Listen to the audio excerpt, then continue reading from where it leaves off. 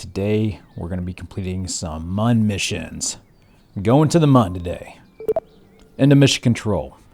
Mun or bust. Time to visit our nearest neighbor, the Mun. Establish an orbit around the Mun with an apoapsis less than 2,400 clicks and a periapsis greater than 60 clicks. I'm wide awake in rare form today. Why? Yesterday I slept for the first time in a few days.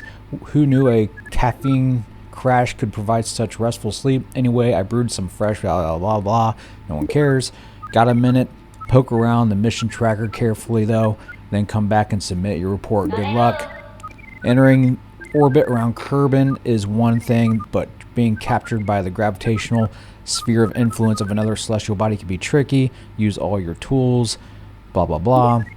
Set up a vessel with a probe core and an antenna with a minimum range of 86. It says grams. I think that means clicks though, kilometers or kilometers around Joule. I think this is a typo. This is a mistake. We're not going to Joule. We're going to the Mun, idiots. You dumb Kerbals.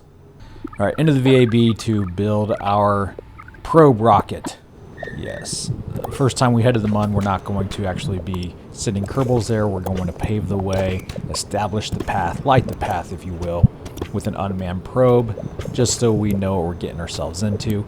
You know, as a player of KSP1 for many years, you would think I would know, but with this game, I'm encountering a lot of new things and bugs, and I'm killing a lot of Kerbals, so we're going unmanned first, get some science, and make straight our paths to what's to follow, for what's to follow.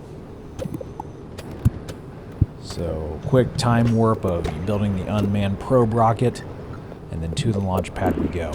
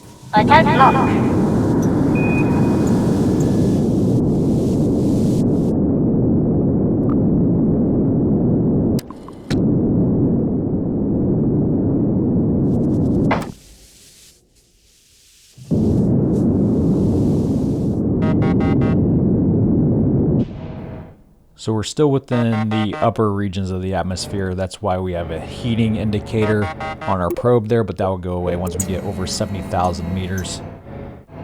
I thought maybe retracting and then extending the antennas might do something, but it didn't, so we're just going to have to wait it out for another few more seconds. Then it should go away.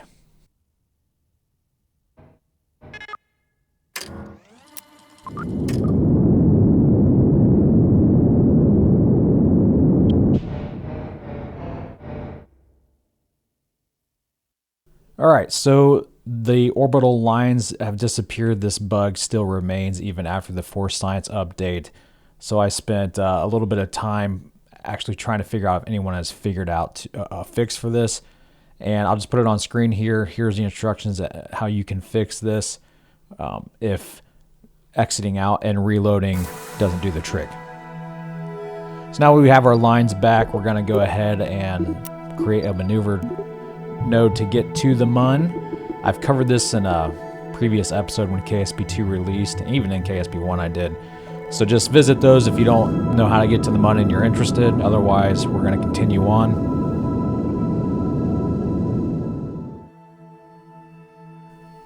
Usually I don't like playing video games with the music on, but I really do enjoy the music at times while playing this one. It's pretty good stuff when you're intercepting with other orbiting bodies.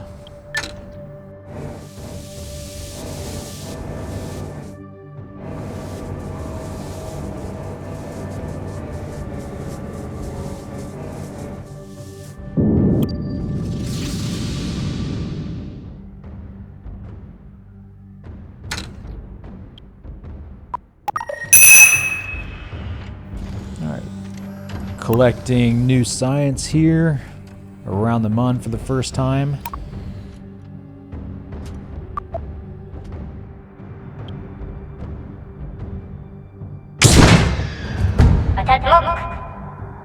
We do have the Science Junior on board and our new science module thing. I think it's for radioactivity, but I'm not really too interested in using it right now.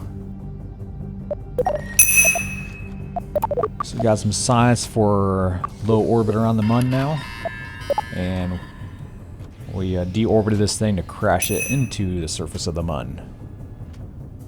And transmitting that data before it happens, and I did it just in time. The transmission ends just literally like 3 seconds before we crash into the surface.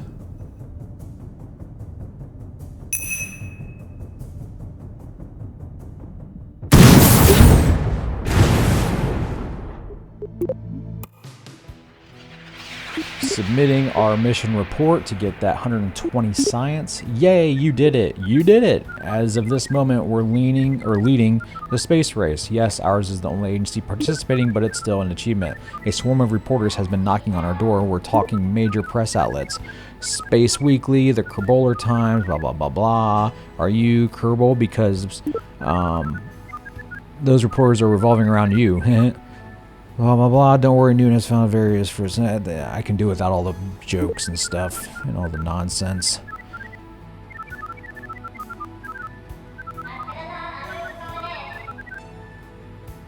Yeah. Who cares? All right, just give me my science. So I can spend it on mama propellant drives and tiny engines, I guess. We'll need some of this stuff to land a capsule on the moon, or more than one capsule. We'll go with this as well. Long-range probes. Long-range probes. Give them to me. And why not? Let's get some struts too. Alright, one small step. Time to prove the Mun is not made of spicy space cheese. Greetings, Director Kev. Sorry to be single-minded, but all in mission control want to get started right away. Your objective is to land a rocket on the surface of the Mun. You'll want to land slowly, preferably under 10 meters a second. The lack of atmosphere means parachutes won't work at all. Poopy. Okay, yeah, I know how to land. Once you're falling vertically, use SAS to orient yourselves. Radio out. Okay, more instructions. After you completed the most significant achievement in world history, we're gonna need one of the crew to look outside and verify something. Oh yeah? Remote observation has shown us that the crust of the Mun is covered with regolith. That's just a fancy word for loose rocks and dust. Blah, blah, blah. You want to know what else it could be? Promise not to judge. I didn't want to worry you, but the head of the snacks department stopped by today. Okay, I don't care. Keep on cruising. Gotcha. The engineers have super hearing. I realize this is ridiculous, but we need to prove that the surface of the Mun is not made of cheese, butter, or marshmallow cream, or any other spreadable dairy product. Man, you guys could have cut this down big time. All these are too long. Just get to the point.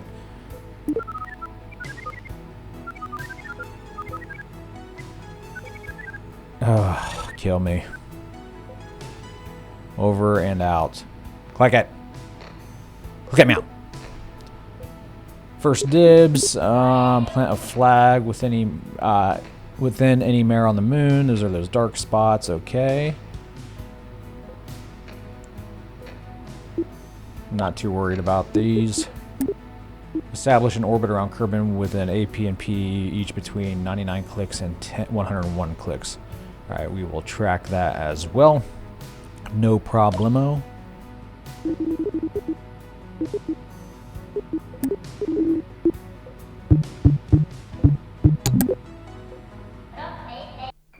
So here's a time lapse of me building our crude Mun rocket. Now I am bringing a scientist along with me, not just a pilot, so we can do science, because that's how I play it in my game. So it's going to be quite a heavy payload. Alright. So I'm going to use a pilot and engineer to test this vehicle before we take it to the Mun to reduce our chances, our likelihood of losing any Kerbals. So I'm using Bobbin as our experienced pilot and Mark J as our experienced engineer to test out this beast.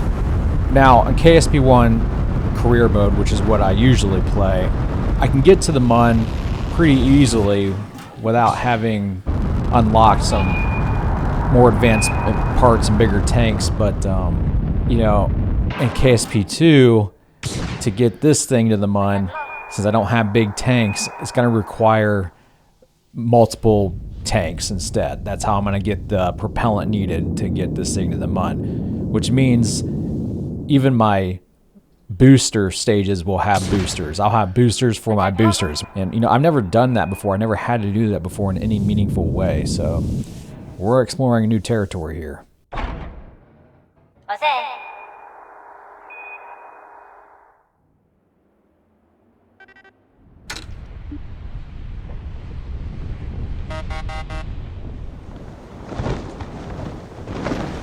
Now, after that test flight and a few more test flights of perfecting the rocket, I came to the conclusion that I'm going to need to first launch an unmanned fueling depot to the orbit of the Mun. All right, where I'll have to rendezvous and dock with it with my crewed mission to follow, so I can refill my tanks to land on the Mun. So that's what we're going to do first. We're going to launch to this uncrewed fuel depot stage to the Mun's orbit.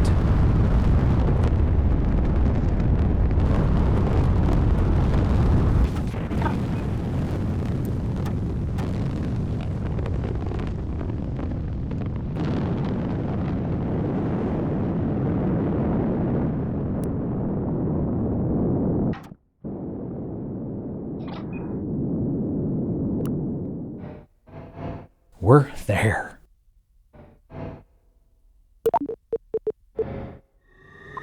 And now the, I wouldn't say perfected, but the newest version of the crewed Mun rocket and lander, which is using 2 landing pods instead of a capsule. And this is so we can use our docking port to dock with that depot vessel that just went to the Mun. And we're also bringing along the Science Junior, so it's a pretty top-heavy rocket with a lot more stages and fuel tanks.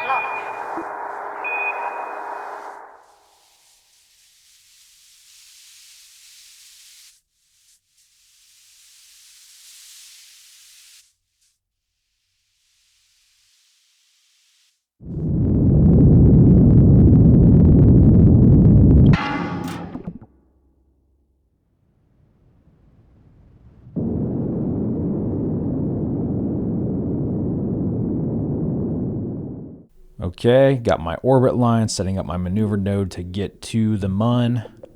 I'll just let this play, but I'm not going to really explain much. Again, I have other videos that you can find that will explain how to do this. Basically, we're just trying to intercept with the Mun's gravity, with its sphere of influence, using the least amount of propellant possible. So when we intercept, we're going the slowest speed at our apogee, our highest point in our orbital path. Again, it's all about conserving fuel.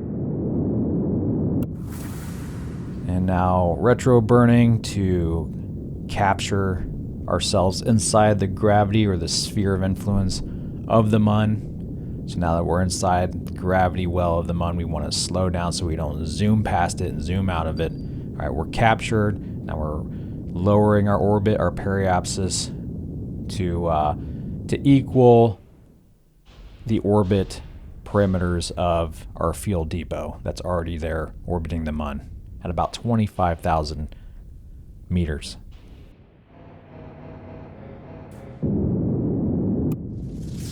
And equalizing our orbit around the Mun to more of a sphere than an elliptical orbit.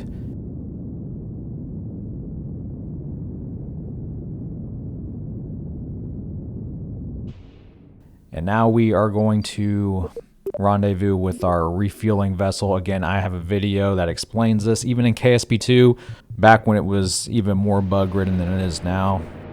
So if you're looking for an explanation of how to rendezvous in orbit, any kind of orbit, not just Mun orbit, check out that video.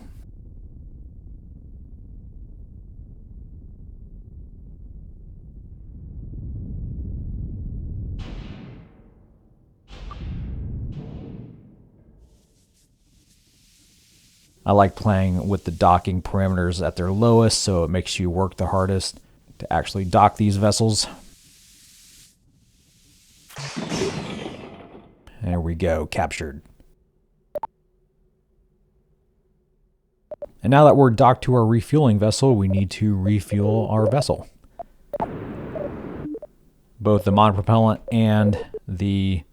and while I was doing this, I noticed a point of interest, a POI, on the surface of the Mun. Way over there, you can see that little black speck, that dot.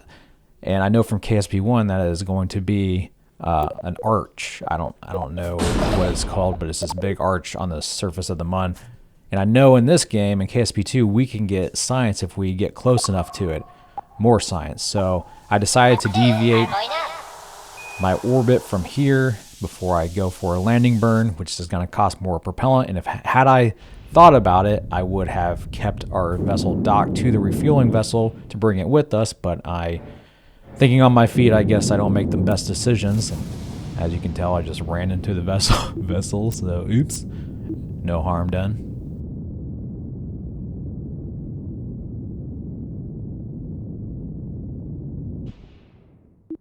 And there we go. Best I could, given the landmarks, the craters on the surface. I think we're going to fly over it. Used a little bit of propellant to do that, and every ounce of propellant when you're orbiting another celestial body is precious, as we will soon come to find out. I wish I would have brought that refueling depot with me. There's the arch right down there. Just trying my best to eyeball it to get us to land close enough to it where I can get there with the Kerbal while using the least amount of propellant as possible, so I don't want to do any hovering to move our lander closer to it.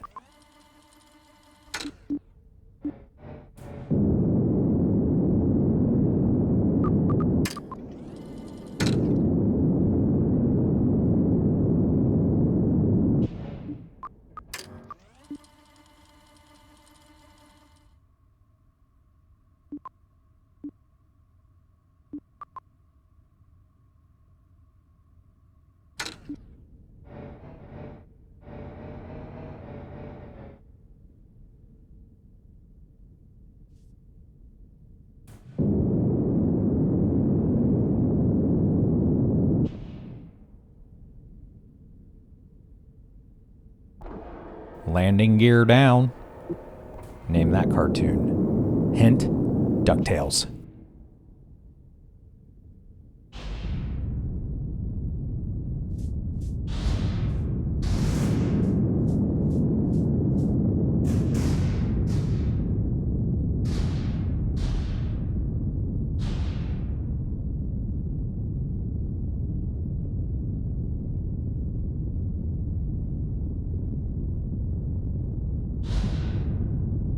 This is why that pilot training in the Kerbal Academy for all my pilots is why it's very important for them to pass that. All right? They need to know how to land a vessel vertically, retropulsively.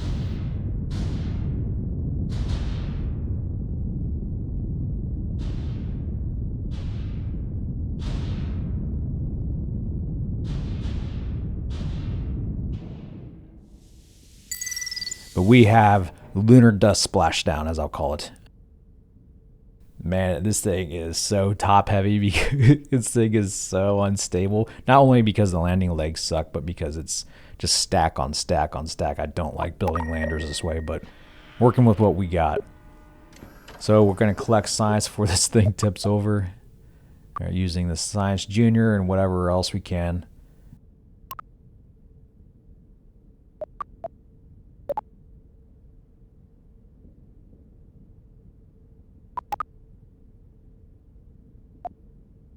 Now I'll get Henson out, our scientist, to take some samples, get us some more science.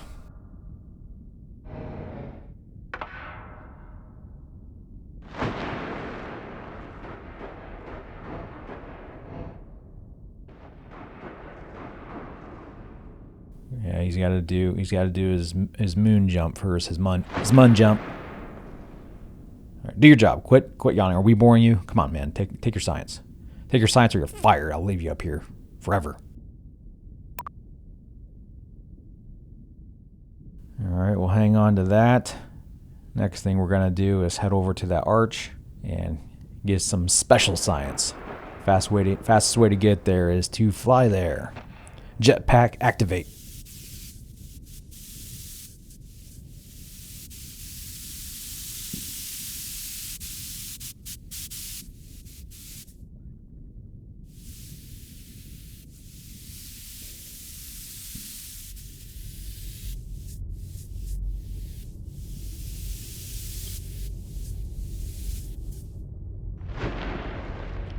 We're there.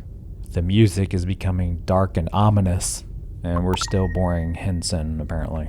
All right, let's do our special science. Man, the devs really need to fix these cam glitches. Samples of the arch are almost pure basalt, but there is no other volcanic formation like this ever discovered or recorded. Interesting. Man, we got a lot of sample science data to collect, but that means we're going to have to get back to the KSC and submit our report in order to get it. Well, we can still do more science. Experiment in progress. It must be an observation report. Look at him observing. Yeah. See what it says here. It's hard to believe this formed naturally. Yeah, I wouldn't guess. But you never know. Historical science, we weren't there to see how it happened, and we can't replicate it with 100% certainty. Let's just go look around and see if there's any plaques that actually tell us what it is. I'm not expecting it, but hey, we're here. Might as well snoop around.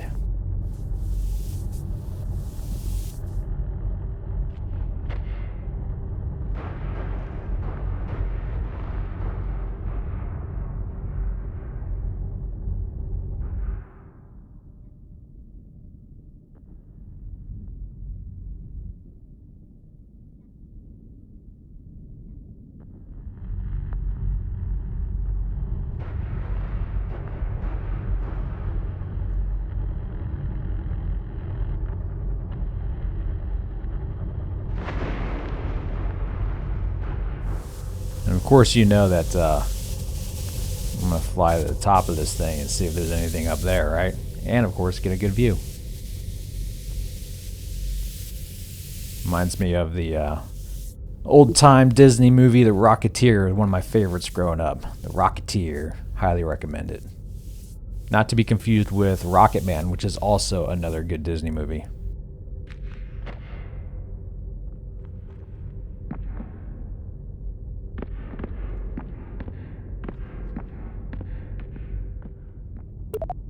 Plant flag.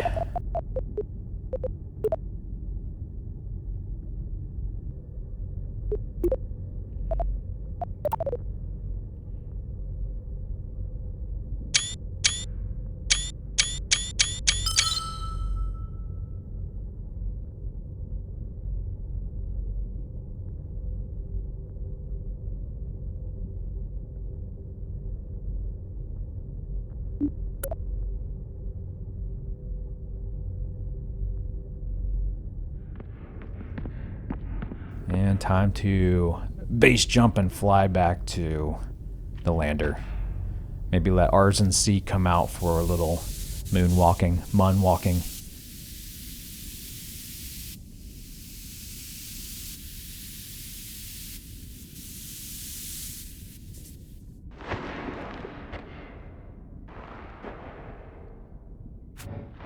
Yeah, this thing is way too unstable. I don't want to risk getting him out. All right, I'm just gonna play it safe and take back off. I'm very concerned about how much fuel we have left. It ain't much. Thing is, it doesn't take a whole lot to get back into orbit around the Mun from the Mun surface, but this is quite the heavy lander, so it's either gonna be close or it's not gonna be close at all, and we're gonna end up missing out and not making it.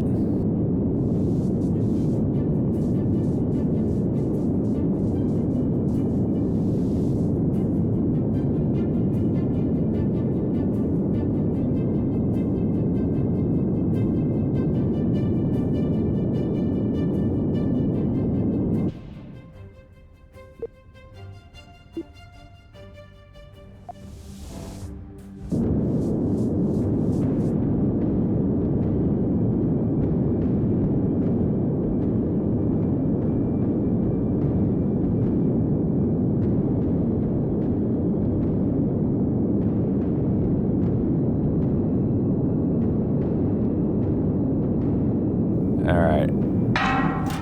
As expected, we did not have enough propellant to make orbit, so I'm doing the go-to desperate move of using monopropellant to try to push us the rest of the way, but it's quite the way, and this is quite the heavy lander.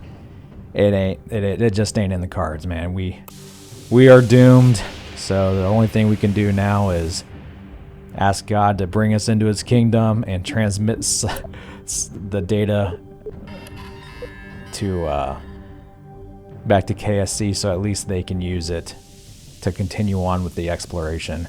But as far as RNC and Henson, it is the end for them. However, we thought it was the end for Henson before.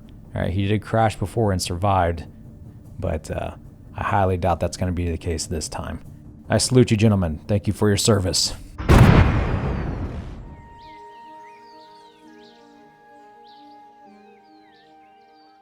So, of course, neither of them survived. They are going to be go down in our memories as legends. RNC, first to land on the Mun. He had a lot of firsts, but he is now killed in action. Whoops, red. There we go. And Henson, another legend, first EVA. He survived the splashdown early in our series without a chute, but he did not survive this one without a chute. See, you guys, you need chutes, man.